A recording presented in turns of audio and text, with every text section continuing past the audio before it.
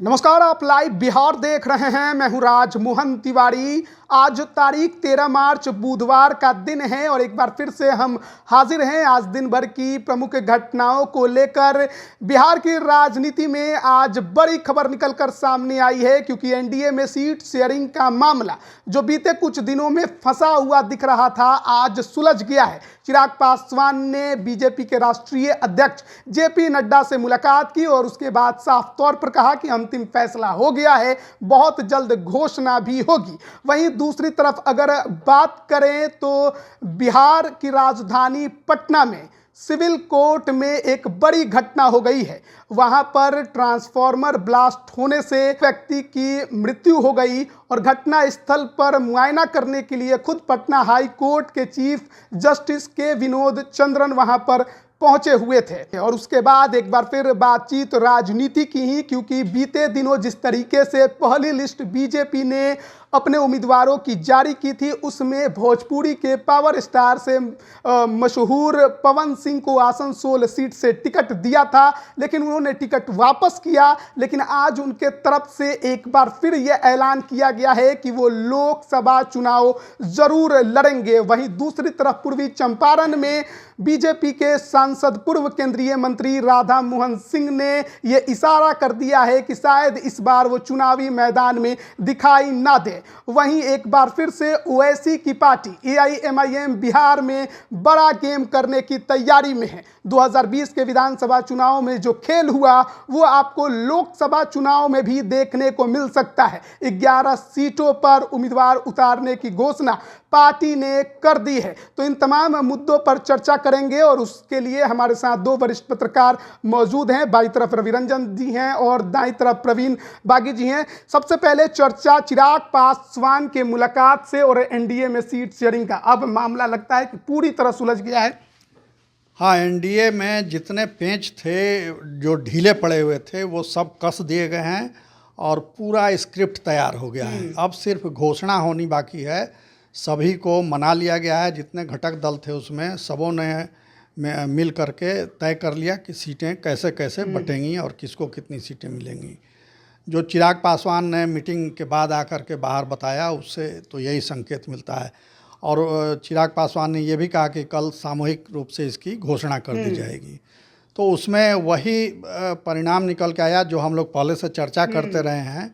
उसमें पशुपति पारस के लिए थोड़ी सेटबैक है कि उनकी पार्टी एक तरह से समाप्त हो जाएगी। पार्टी समाप्त हो जाएगी क्योंकि उनको टिकट नहीं मिलने वाला है। लोकसभा में उनको ऑफर दिया गया है कि आप राज्यसभा में चले जाइए। और उनके जो भतीजे हैं प्रिंस राज समस्तीपुर से जो सांसद हैं, उनको बिहार में मंत्री बनाने की बात हुई है। तो उनकी भी सांसदी चली जाएगी, इस्तीफा देना पड़ेगा सांसद के पद से और इनको भी छोड़ना पड़ेगा, पारस जी को भी, और वो कहीं राज्यपाल बनेंगे अगर तैयार होते हैं तो। और बाकी उनके किसी जो 4-5 लोग हैं उनके साथ सांसद, उनको टिकट नहीं देगी पार्टी। माने गठबंधन में टिकट नहीं मिलेगा। वो हो सकता है दूसरे दल से लड़ें या फिर चिराग से समझौता कर लें। अब वो चिराग की मर्जी पर है कि उनको वो टिकट देती है कि या नहीं देती है। तो ये एक बड़ी उपलब्धि है। दूसरी ओर जो महागठबंधन है उसमें पेंच अभी लगातार फंसते जा रहा है, क्योंकि कांग्रेस जहां पहले 10 सीटों की मांग कर रही थी, अब उसने 15 सीटों की मांग कर दी है और बढ़ा दी है अपनी मांग। तो इससे जो राजद है वो पसुपेश में है। दिल्ली में कांग्रेस के बड़े नेताओं की बैठक हुई और उसमें बिहार के लोग भी शामिल हुए। वहाँ ये तय किया गया कि हम लोग 15 सीट पर चुनाव लड़ेंगे और उतनी सीट राजद से उन्होंने मांगी है कि 15 हमें दें। और ये तय है कि राजद किसी भी हालत में 15 सीट देने को तैयार नहीं होगी। तो एक तो कि पार्टी में वहाँ अंदरूनी कलह भी मची हुई है, क्योंकि जो प्रदेश अध्यक्ष हैं अखिलेश सिंह, उन्होंने अपनी राज्यसभा की सीट तो पक्की कर ली, मगर बिहार में जो विधान परिषद की सीट थी उसको कुर्बान कर दिया उन्होंने। उसकी कुर्बानी देकर अपनी सीट पक्की की है। तो उनके प्रति बहुत विरोध है पार्टी में। काफ़ी नेता उनके विरोध में। प्रतिमा दास ने खुल के बयान भी दिया था और दूसरे नेता भी सामने आ रहे हैं। तो कांग्रेस में उथल पुथल मची हुई है। राजद इसको लेकर के परेशान है। अब देखिए क्या रास्ता निकालते हैं, राजद का नेतृत्व क्या तय करता है इसमें, ये देखने वाली बात इसमें होगी। अब रवि रंजन जी को भी जोड़ते हैं। सबसे पहले चिराग पासवान ने कहा जाए कि अपने चाचा को परास्त कर दिया। हाँ बिल्कुल, मैंने जैसे सेट कर देना होता है चाचा को, उसने सेट कर दिया। और चिराग पासवान इसमें लगे हुए थे और वो जिस जगह पर थे, माने बिहार के चिराग को एनडीए ने अपने खेमे में कर लिया। अब ये चिराग पासवान ने ये जो किया पशुपति पारस के लिए, मैं जैसा कि आप कह ही रहे थे कि उनकी पार्टी खत्म हो जाएगी। चिराग पासवान को जो टास्क दिया गया था, जिस तरीके से उन्होंने किया और जिस तरह से भाजपा को अपने भरोसे में रखा है, यहाँ तक हुआ कि माने चिराग, दोनों पार्टी को कहा गया था कि आप लोग आपस में एक दूसरे से बात करें और बात करके मसले को हल करें, लेकिन उसमें पशुपति पारस फेल हुए। पशुपति पारस अपने भतीजे को अपने करीब नहीं बुला सके और कहा तो ये जा रहा है कि चिराग पासवान देर रात गए थे अपने चाचा से मिलने, इसी शर्त पर कि वो मना लेंगे उनको या हम जा रहे हैं उनसे अपनी बातचीत कर लेंगे। और एनडीए को दिखाया, माने बीजेपी के नेताओं को, कि हम गए उनके पास लेकिन उन्होंने हमसे बातचीत नहीं की। वो देर तक गाड़ी से हॉर्न बजाते रहे लेकिन उनके घर से कोई निकला नहीं। पशुपति पारस मैंने तरजीह नहीं दी चिराग पासवान को। और उसके बाद भाजपा ने भी समझ लिया कि अब ये जिस जिद पर अड़े हैं, इनकी कोई, जिस तरह से एक बड़ी जनसभा में चिराग पासवान ने कह दिया कि हमारा किसी से कोई गठबंधन नहीं है, तो उसका असर भाजपा को भी ये था कि चिराग पासवान को वो छोड़ नहीं सकती। चिराग पासवान की लोकप्रियता और रामविलास पासवान का उत्तराधिकार, दोनों चिराग पासवान का, उसकी लोकप्रिय भी है और वो उत्तराधिकार भी उसके पास है। बीजेपी ने मान लिया कि अब अगले रामविलास पासवान की विरासत चिराग पासवान ही है। चिराग पासवान ही है। दूसरा कि माने भाजपा को अगले चुनाव को भी ध्यान में रखना है और विधानसभा चुनाव में क्या ठीक है कि नीतीश कुमार भाजपा के साथ ही रहेंगे, तो नीतीश कुमार के ऊपर भी कोई नकेल कसने वाला आदमी है तो वो चिराग पासवान है। तो चिराग पासवान को अपने साथ रखने के लिए भाजपा के, और हाँ एनडीए में एक तो चिराग की डील की बात है और अदर जो सहयोगी दल हैं, कितने सीटों पर किसकी कितनी बात, देखिए ये तो तय हो गया। चिराग पासवान जैसा कह रहे थे कि उन्होंने कि 5 सीटें उनको मिल गई हैं, तो इसका माने ये हुआ कि पशुपति पारस को कुछ भी नहीं मिला। इसी की चर्चा, हाँ यही हम लोग कह रहे थे कि 5 सीटें उनको मिलेंगी और वो हाजीपुर से चुनाव लड़ेंगे, ये भी लगभग तय है। इसमें बातचीत हो गई है कि वो चिराग पासवान हाजीपुर से लड़ेंगे। अब देखिए एनडीए में माने 40 सीटों पर उन्होंने, चिराग पासवान ये कहा कि 40 की 40 सीटें हम लोग जीतेंगे। 40 सीटों में 16 और 16 की बात हो रही है कि माने भाजपा और जदयू, दो बड़ी पार्टियां हैं, वो दोनों, और 5 मिल गया चिराग पासवान को, तो ये 32 और 5 37 हो गया। और 3 सीटें बची हैं जिसमें उपेंद्र कुशवाहा को 1 और हमको 1 सीट मिलेगी। तो ये अब 1 सीट बची है। वो मामला फंस रहा है मुजफ्फरपुर का। मुजफ्फरपुर सीट पर अगर मुकेश सहनी को एनडीए में शामिल किया गया जदयू के दबाव में, तो मुजफ्फरपुर सीट वो चाहेंगे और भाजपा ने भी ये रखा है कि अगर वो देना हुआ तो 1 सीट उनको मुजफ्फरपुर का दिया जा सकता है। या पशुपति पारस, चूंकि उन्होंने कहा है कि रात को मीटिंग करेंगे, सूरजभान सिंह जा रहे हैं दिल्ली, जा रहे हैं, पहुंच गए हैं, तो रात को मीटिंग करेंगे तब ये शर्त मानेंगे। ये कहा जा रहा है कि उनको राज्यपाल बनाया जाएगा और उनके भतीजे को, माने जो प्रिंस हैं, उनको बिहार सरकार में मंत्री बना दिया जाएगा। लोकसभा का पत्ता साफ हो गया है। तो अब 1 सीट अगर पारस नहीं माने, अगर गाल फुला के बैठ ही जाएंगे, तो 1 सीट जो बची हुई है शायद उनको भी दिया जा सकता है। पारस क्या अभी उस ताकत में है कि वो बीजेपी को या चिराग को आंख दिखा पाएंगे? बिल्कुल नहीं। पारस जी, देखिए पारस जी कोई बहुत मजबूत नेता नहीं रहे कभी। वो रामविलास जी की छाया बन के काम करते रहे। उनके छोटे भाई थे तो पूरी भक्ति और निष्ठा के साथ उन्होंने रामविलास जी का साथ निभाया और अंत समय तक उनकी छाया के रूप में काम करते रहे। और रामविलास जी भी उन पर बहुत भरोसा करते थे। और चिराग तो बहुत उस समय बच्चे रहे जब राजनीति उन लोगों ने शुरू की थी, तो एक तरह से उनका लालन पालन भी पशुपति पारस जी के सामने हुआ है। चिराग उनके सामने बड़े हुए हैं। आपको याद होगा कि एक बार छठ का समय था और उस समय रामविलास जी जिंदा थे, पशुपति पारस भी, तो छठ का सुबह का अर्घ देने ये लोग, जो कांग्रेस की एमएलसी थी ज्योति कुमारी, उनके यहाँ गए थे अर्घ देने। तो वहाँ पत्रकारों ने उनसे पूछा कि चिराग की शादी आप कब करेंगे? तो रामविलास जी ने जवाब दिया था कि चिराग अपने चाचा से ज़्यादा, चाचा यानी पशुपति पारस, ज़्यादा करीब है। अब चाचा पर यह तय है कि कब उसकी शादी वो करा दें। तो इतने घनिष्ठ रिश्ते थे, मगर राजनीति जो न करावे वो रिश्ते टूट गए और कटता आ गई। तो अब वो जब इंडिपेंडेंट रूप से वो अध्यक्ष के रूप में काम करने लगे और तो वो प्रभाव नहीं छोड़ पाए, अपना कोई आधार भी नहीं बढ़ा पाए, मंत्री के रूप में कोई परफॉर्मेंस उनका नहीं दिखा वैसा।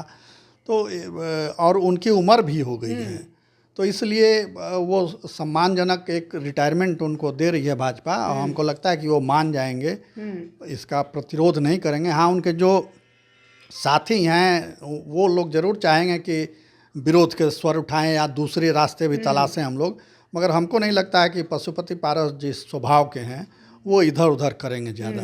वो इस प्रपोजल को, भाजपा के प्रस्ताव को मान लेंगे और एक राजनीतिक अध्याय। पारस जी के पास 4 सांसद थे, बीना देवी तो पहले ही साथ छोड़ चुकी हैं, एक खुद वो थे, एक प्रिंस राज, दोनों के बारे में चर्चा हो गई राज्यसभा या राज्यपाल, और एक बिहार में मंत्री। लेकिन 2 और सांसद बचते हैं, महबूब अली कैसर हैं और दूसरी तरफ नवादा से चंदन सिंह हैं। अब इन दोनों के लिए राह मुश्किल होगी।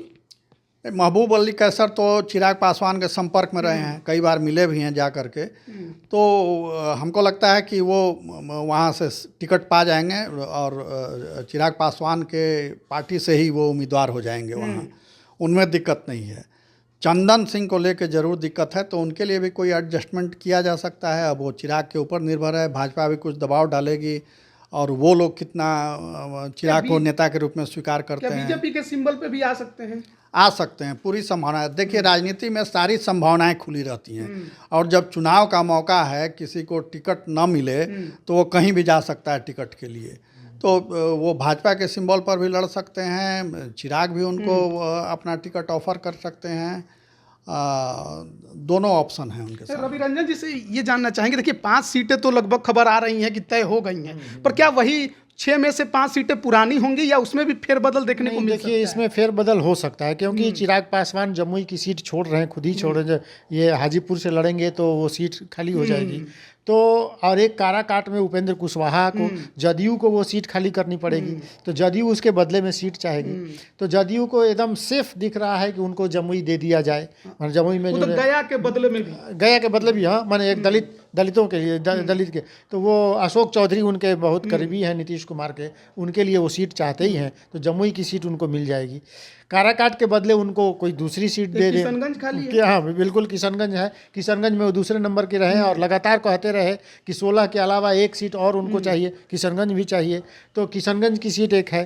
तो चिराग पासवान उन्हीं 5 पर, जैसे नवादा की बात हो रही है चंदन सिंह की, तो चिराग पासवान उन्हीं 5 पर लड़ेंगे ऐसा नहीं है, उनको कुछ सीटें छोड़नी पड़ेंगी, उनको कुछ नई सीटें मिल सकती हैं उनको। तो ये कुल मिला जुलाकर चिराग पासवान जो चाहते थे, अब तो पार्टी उनको मिल गई है, पूरी लोजपा, समझिए कि लोजपा पूरी उनकी हो गई अब लोजपा। तो अब चिराग पासवान की ताकत और बढ़ जाएगी, और जो सांसद उनसे नाराज थे या जिनसे चिराग पासवान नाराज हैं, उन लोगों की आपस में बातचीत बनेगी और भाजपा भी इसमें उनको हेल्प करेगी कि उनको समझौता कर। चलिए, अब थोड़ी सी किशनगंज की जब चर्चा छिड़ी है, तो यानी कि सीमांचल की बात हो गई, तो फिर ओवैसी जी का फैक्टर जरूर उसमें दिखाई देता है। विधानसभा में उन्होंने करके दिखाया है, अब 11 सीटों पर उन्होंने लड़ने का दावा कर दिया है। विधानसभा में कारनामा किया तो महागठबंधन को भारी नुकसान हुआ, तेजस्वी मुख्यमंत्री बनते बनते रह गए। अब लोकसभा में भी 11 सीटों पर कैंडिडेट देने का क्या मतलब समझा जाए? मतलब कि राजद का खेल खराब होगा। ये राजद के लिए एक बड़ा संकट है, क्योंकि ओवैसी की लोकप्रियता जिस तरह से मुस्लिम समाज में बढ़ी है, उसका कोई काट नहीं है राजद के पास, और उन्होंने ताकत दिखला भी दी है। और उनके जो प्रदेश के अध्यक्ष हैं, हाँ, अख्तरुल इमान, वो खुद बड़े सक्षम नेता हैं और अच्छे स्पीकर भी हैं। तो ओवैसी का जब दौरा होगा तो मुस्लिम वोटों की गोलबंदी निश्चित रूप से उनके साथ होगी, और वो जितने वोट लेंगे वो सब समझिए कि राजद के वोटों की क्षति होगी, तो राजद को बड़ा घाटा होगा। अब इसकी भरपाई राजद कहाँ से करेगा, वो जोड़ घटाव उनको करना पड़ेगा। तो जो उनका MY समीकरण है वो इससे पूरी तरह बिगड़ जाएगा। और उन्होंने सीटें भी ऐसी ऐसी चुनी हैं जहां राजद का ही ज़्यादा असर रहा है और राजद जीतने की उम्मीद करती रही है। तो उनके लिए बड़ा संकट है। और ओवैसी उसमें 2-4 सीटें निकाल भी लें तो कोई आश्चर्य नहीं, कोई आश्चर्य नहीं होगा। नहीं, बिल्कुल ओवैसी की मैंने खास करके आजकल का यूथ जो है ओवैसी को मैंने मुस्लिम वोटरों में जो यूथ वोटर है ओवैसी को समझ रहा है और ओवैसी के पक्ष में एक बड़ा यूथ में वोटर खड़ा हो गया है। और जिस तरह से अभी एमएलसी के चुनाव में भी ये बात सामने आ गई कि राजद मुसलमानों को ठगती रही है और माने राज्यसभा चुनाव के समय कि ठगती रही है और कोई तरजीह नहीं देती है, तो अब एक बड़ा मुसलमान वोटर जो है वो राजद से माने विमुख हो रहा है और वो ओवैसी के पक्ष में जा रहा है। अब बक्सर, आप सोच सकते हैं कि बक्सर की सीट पर ओवैसी ने प्रत्याशी घोषित करने की बात कही है। मुजफ्फरपुर, दरभंगा, उजियारपुर, ये सारे, और वो सीमांचल की जो 4 सीटें हैं वो 4 तो उनकी हैं ही। तो ऐसी ऐसी सीटों पर ओवैसी ने कहा है जहां पर उजियारपुर राजद का माने आप कह सकते हैं गढ़ जैसा, नित्यानंद राय वहां से लड़ते हैं। उजियारपुर से वो ओवैसी खड़ा करने जा रहे हैं, बक्सर में ओवैसी प्रत्याशी खड़ा करने जा रहे हैं, मुजफ्फरपुर में करेंगे, दरभंगा में करेंगे और भागलपुर में करेंगे। ये कुल 11 सीटों पर जो चुन कर ओवैसी ने दिया है, जहां पर एक अच्छी मुस्लिम आबादी जो वोटों को प्रभावित करती है, निर्णायक होती है, जहां राजद का वो वोट कट गया तो राजद माने गए हो। तो उस हिसाब से ये है कि ओवैसी जो सबसे ज़्यादा हिट करेंगे वो राजद को करेंगे और उसका लाभ जो है वो एनडीए को मिलेगा। एक तरफ सिवान में हिना साहब अलग निर्दलीय लड़ने का ऐलान कर रही हैं, वैसे इधर मैदान में आ रहे हैं, तो संकट महागठबंधन का गहराता ही जा रहा है। बिल्कुल गहराते जा रहा है। देखिए राजद चिराग से भी उम्मीद थी कि आएंगे, अब उनका वो भी गए। तो आप देख रहे हैं कि माने उनका एमओआई और माई बाप का जो है अब तो माई बाप ही करना पड़ेगा। हमको लगता है कि माई बाप नहीं, अब बाप करना पड़ेगा और दूसरा कोई उपाय बच नहीं रहा। आज पूर्व केंद्रीय मंत्री राधा मोहन सिंह अपने क्षेत्र में थे, उद्घाटन कर रहे थे और उस दौरान काफ़ी भावुक हो गए और ऐसा लग रहा था कि इशारा कर रहे हैं कि शायद अब मैदान में ना उतरे। उन्होंने कहा कि पार्टी जिसको भी मैदान में उतारेगी हम उसके साथ चुनाव लड़ेंगे, उसकी मदद करेंगे। एक तरफ उनका इशारा था कि हो सकता है कि पत्ता मेरा साफ हो, दूसरी तरफ पवन सिंह कह रहे हैं कि हम लोकसभा चुनाव लड़ेंगे ही लड़ेंगे। तो दोनों को एक दूसरे से जोड़कर देखा जा सकता है क्या? राधा मोहन सिंह का पिछले बार भी चर्चा थी कि टिकट शायद ना मिले, मगर पिछले बार तो मिल गया और वो सांसद भी बन गए और वो क्षेत्र में लोकप्रिय हैं राधा मोहन सिंह, इसमें कोई दो राय नहीं। और उन्होंने काम भी काफ़ी किए, मंत्री जब थे तब भी उन्होंने क्षेत्र पर बहुत ध्यान दिया है और उनका लगाव आरएसएस से भी रहा है, इसलिए वो पार्टी के अनुशासन को तोड़ेंगे नहीं, ये तो तय है। मगर दूसरी बात जो पवन सिंह की आप कर रहे हैं, तो पवन सिंह का स्टेटमेंट बार बार बदलता रहता है, इसलिए उन पर भरोसा करना मुश्किल है। आज कोर्ट में तारीख थी, वहाँ आरा में पत्नी के साथ जो विवाद चल रहा है उसके लिए तो वो हाजिर नहीं हुए और फिर सोशल मीडिया पर ट्वीट किया उन्होंने कि हम चुनाव लड़ेंगे और जो परिवार से वादा किया है वो पूरा करेंगे। अच्छा। तो जब मौका मिला चुनाव लड़ने का तब तो भाग खड़े हुए आसनसोल से। अब वो शत्रुघ्न सिन्हा का भय हो या बंगाली महिलाओं ने जो विरोध के स्वर उठाए उसका आतंक उन पर हावी हो गया और वो भाग खड़े हुए। अब फिर बिहार में वो तलाश रहे हैं, तो बिहार में तलाशेंगे तो कहाँ जाएंगे? बिहार में तो बीजेपी उनको देगी टिकट, इसकी उम्मीद कम ही है, क्योंकि केंद्रीय नेतृत्व ने जो पिछले बार घोषणा हुई थी उसको बहुत बुरा माना कि ऐसे आदमी को जिसका महिलाएं इतना बड़े पैमाने पर विरोध कर रही हों उनको कैसे टिकट मिल गया। तो वो नाराज़गी मोल के हमको नहीं लगता है कि बिहार में फिर भाजपा उनको टिकट देगी। अच्छा।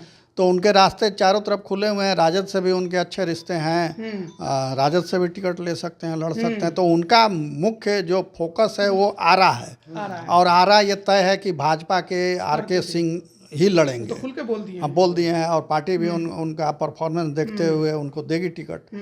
तो वो ज़्यादा संभावना इसी बात की बनती है कि राजद के उम्मीदवार होंगे आरा से। रवि रंजन जी को जोड़ेंगे, आप तो लोकल आरा के हैं। आप बेहतर तरीक़ा से समीकरण भी समझ रहे हैं, वहाँ के पवन सिंह को भी समझ रहे हैं, आर.के. सिंह जी को भी समझ रहे हैं, और जो ऐलान कर रहे हैं पवन सिंह हम चुनाव लड़ेंगे, तो भाजपा से जोड़ा जाए या फिर कहीं और से भी उनकी राजनीतिक रोटी भाजपा से जोड़ने के पीछे एक और बात, जैसा कि अभी बागी जी बता रहे थे कि वो उन्होंने एक ट्वीट करके है कि अपनी माँ, अपनी बहन और अपने चाचा इन 3 लोगों को मैंने वादा किया था उसको मैं पूरा करके दिखाऊंगा।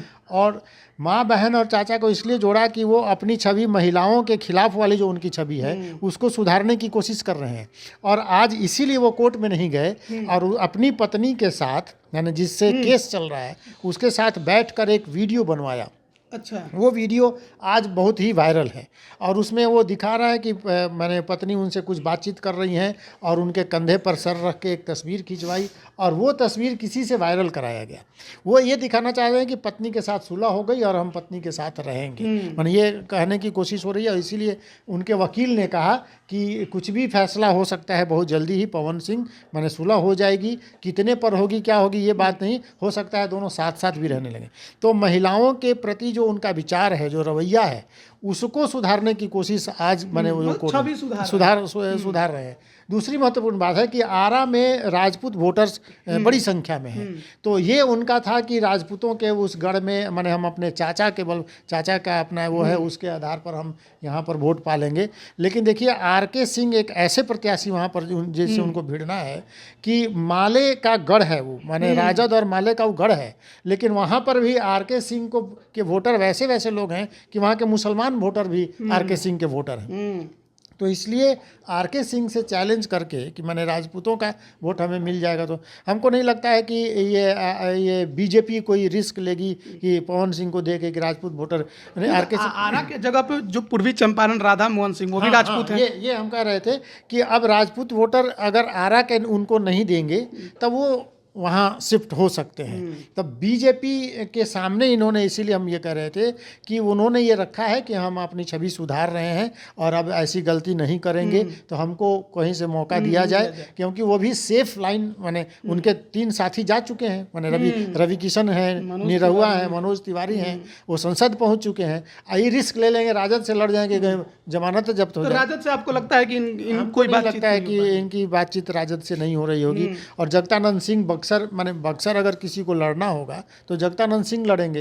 लेकिन आरा से माले का दावा रहा है, अगर राजद को टिकट देना हो, क्या पवन सिंह पर वो गेम खेलेगी? क्योंकि यादव पहले से भी पवन सिंह को लेकर थोड़ा नाराज तो रहते ही। हाँ, बिल्कुल ये पवन सिंह से यादव नाराज ही हैं। माने खेसारी लाल यादव से उनकी अदावत भी सब जानते हैं और खेसारी लाल यादव राजद के पक्ष में, ये सभी जानते हैं। तो राजद के तरफ उनकी कोई बात बनेगी हमको नहीं लगता है। वो भाजपा में कोई लाइन तलाश रहे हैं, जैसा कि आप कह रहे हैं कि वो वहाँ चंपारण में वो एक रास्ता उनको दिख रहा है कि वहाँ से वो, मैंने राजपूत बहुल क्षेत्र है, वहाँ से वो जीत सकते हैं, कोशिश करें तो। चंपारण ही है या और भी कुछ हो सकता है? बीजेपी आपके नज़र में है कि वो ये खतरा मोल नहीं लेगी, लेकिन आपको लगता है कि राजद ले लेगी? राजद ले लेगी, क्योंकि पवन सिंह कुछ भी हो, एक पर्सनैलिटी तो है ही, लोकप्रियता उनकी है, एक खास वर्ग है जो उनके पीछे दीवाना है। तो खेसारी पवन का भी लड़ाई अलग चलता है, वो अपनी जगह है, मगर खेसारी राजद के एक्टिव वर्कर नहीं है। अभी जो कार्यक्रम हो रहा था 3 महागठबंधन का जो रैली, उसमें खेसारी बढ़ चढ़कर हिस्सा लिया था। हाँ, गाना गाया और कार्यक्रम भी अपना किया। तो वो दोनों को बैलेंस करना, यही तो राजनीति है कि दो परस्पर विरोधी नेताओं को कैसे बैलेंस किया जाए। इसमें वो पहले भी मनोज तिवारी, रवि किशन भी नहीं बनती थी, आज दोनों एक पार्टी में, दोनों एक पार्टी में साथ हैं। तो जब सबके स्वार्थ सध जाएंगे तो विरोध भी खत्म हो जाएगा, तो खेसारी भी खुश हो जाएंगे, पवन सिंह भी खुश हो जाएंगे। तो अब कैसे पार्टी खुश करती है ये उस पर निर्भर करता है। और एक आखिरी सवाल रहेगा, आपको लगता है कि कल एनडीए के तरफ से ऐलान हो जाएगा सीट शेयरिंग का? चिराग पासवान ने जिस भरोसे के साथ ये कहा, तो वो लगता है कि हो जाएगा, क्योंकि भाजपा ने दूसरी लिस्ट आज जारी कर दी। इसका मतलब कि बातें तय हो चुकी हैं और रात तक वो क्लियर कर देंगे, पारस जी भी क्लियर कर देंगे, सवेरे बता देंगे। तो कल दोपहर बाद हमको लगता है कि इसकी घोषणा हो जाएगी। तो देखिए, आज की जो महत्वपूर्ण घटनाएं थी वो राजनीति से जुड़ी हुई ज़्यादा थी। हालांकि पटना का जो सिविल कोर्ट है, वहाँ पर जिस तरीके का ब्लास्ट हुआ, उसमें व्यक्ति की मृत्यु हो गई, वो भी बड़ी दुखद घटना है।